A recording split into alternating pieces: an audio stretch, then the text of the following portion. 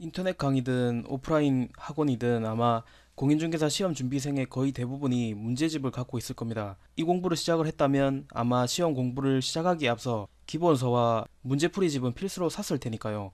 그런데 지난번에 간략하게 설명드렸다시피 문제집과 모의고사는 수험생에게 대체로 악영향을 미칩니다. 대부분의 학원들을 보면 문제풀이 과정만 따져도 거의 2달 분량의 스케줄로 마련되어 있습니다. 학원에서는 필수라고 이야기를 합니다. 공인중개사 시험 이외에도 일반적으로 거의 모든 시험을 공부할 때는 문제풀이 과정이 필수로 끼어 있습니다. 문제가 어떤 식으로 나오는지 알아야 문제를 잘 풀 수 있기 때문이기도 한데 연습 삼아 문제를 여러 번 풀어보는 것이 맞습니다. 그러나 적어도 공인중개사 시험에 있어서는 필수가 아닙니다. 문제집을 버려라는 부분에 대해서 조금 더 자세히 다루어 보면 첫 번째는 실제 시험과 유형의 차이가 많이 난다는 점입니다. 특히 모의고사에서 이 점이 두드러지는데 난이도도 항상 들쭉날쭉할 뿐만이 아니라 그 내용을 살펴보면 시험에서 거의 나오지 않는 부분에서 많이 나오기도 합니다. 이유가 뭘까요? 여러 번 말씀드리지만 모두 상술이 녹아 들어있기 때문입니다. 학원 입장에서는 수험생들이 불합격하는 것보다는 합격하는 것이 당연히 더 좋습니다. 합격률도 학원의 경쟁력이니까 말입니다. 그러나 여기에 상술이 녹아들면 어떻게 될까요? 합격은 시키지만 힘들게 합격시킵니다. 중간 유통 과정이 길어질수록 소비자가 지불하는 상품의 가격이 올라가죠.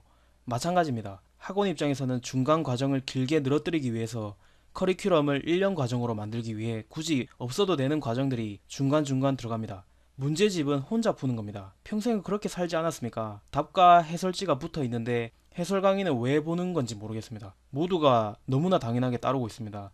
비록 패키지로 강의를 결제하셨다 하더라도 문제집을 풀지도 문제풀이 강의를 보지도 마시기 바랍니다. 문제집을 푸는데도 시간이 오래 걸립니다. 문제집을 풀어도 되는 사람들은 딱 한 부류입니다. 이미 합격점을 넘어서고 도무지 딱히 공부할 거리가 없는 사람들입니다. 그러면 도움이 됩니다. 모의고사 또한 마찬가지입니다. 단기공부법 영상을 다 보신 다음에 이 공부법을 그대로 따라 하시면 우리는 단 3일 만에 얼마나 많은 공부를 할 수 있는지 알게 될 텐데, 그런데 우리는 모의고사를 치르는데 귀중한 하루를 허비하게 되는 것이고 그 문제 해설 강의를 듣는데 또 하루가 허망하게 날아갑니다. 설상가상 결과가 좋지 않으면 자칫 슬럼프에 빠질 위험도 있습니다. 시험 유형부터 범위까지 엉망진창인 시험을 치르기 위해서 3일을 기본으로 날리는 겁니다. 또한 모의고사의 난이도는 학원들의 특강 수강률을 높이기 위해 조절되기도 합니다. 아무래도 자신의 모의고사 점수에 충격을 받은 수험생들은 다음에 열릴 특강을 수강하게 될 가능성이 높아지니까 말입니다. 차라리 모의고사에 허비할 시간에 심화 강의를 빠르게 한 번 더 보거나 요약집을 공부하는 게 훨씬 도움이 됩니다. 그렇다면 어떻게 해야 될까요?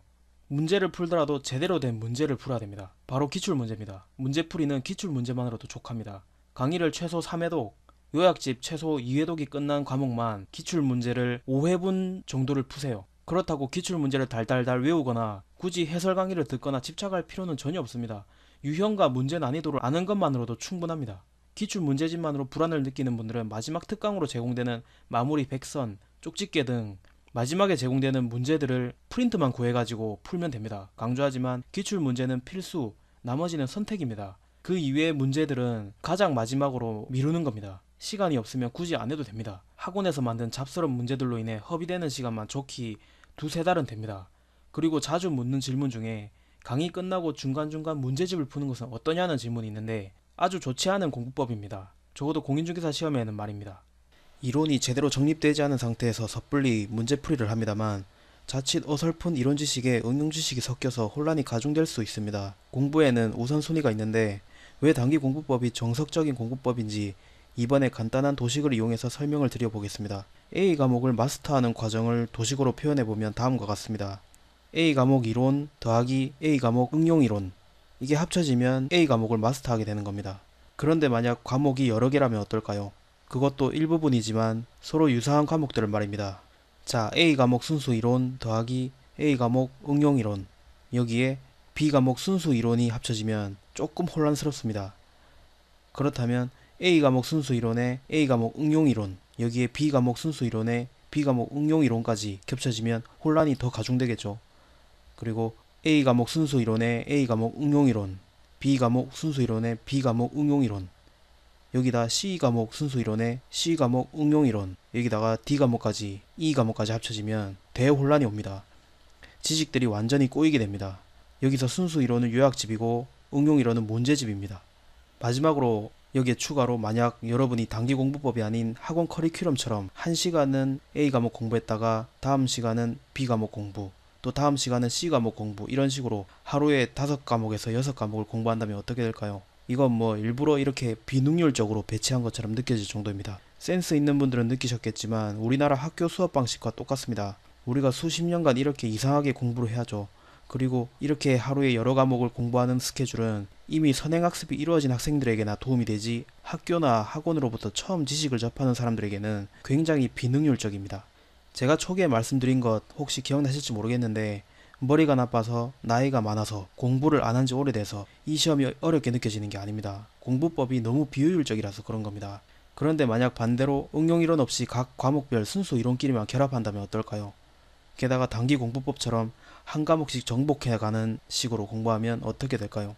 학습 과정에서 혼란이 되는 요소들이 사라지면서 각 과목별로 숲을 볼 수 있게 되고, 다른 과목을 공부할 때도 연관된 부분을 손쉽게 연결할 수 있게 되면서 과목 전체적인 이해도가 덩달아 올라갑니다.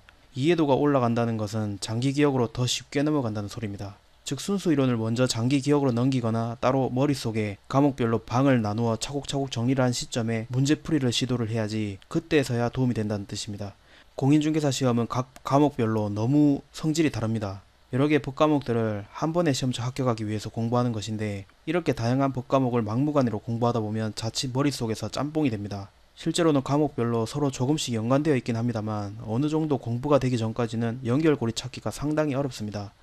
그래도 체계적으로 공부를 했을 때는 좀 다릅니다. 만약에 A 과목의 이론을 정립한 후에 B 과목의 이론을 공부하게 되면 A 과목의 이론을 갖고 있기 때문에 B 과목을 이해하는 데 쏟는 시간을 단축시킬 수도 있습니다. A 과목을 공부한 덕분에 더 이해가 잘 되는 겁니다.